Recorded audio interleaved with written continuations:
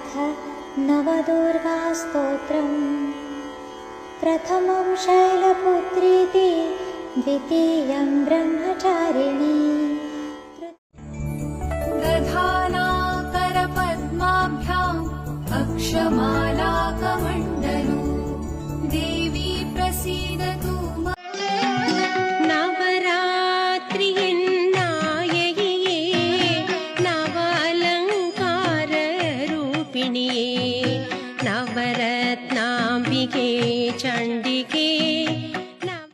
सुरासम्पूर्णकलशम् रुधिराप्लुतमेव च, दधाना हस्तपद्माभ्याम् कुष्माण्डा शुभधास्तु मे।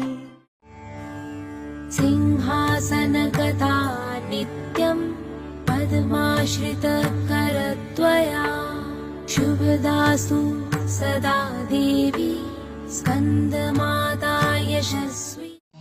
कञ्चनाभावराभयं पद्मधरा मुकुटोज्ज्वला, स्मेरमुखी शिवपत्नी कात्यायने सुते नमोऽस्तुते।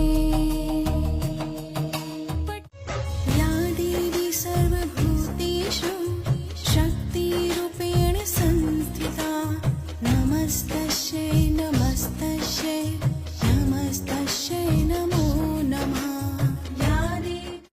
श्वेते वृषे समारूढा, श्वेताम्बरधरा शुचिः, महागौरी शुभं दद्या, महादेव प्रमोददा।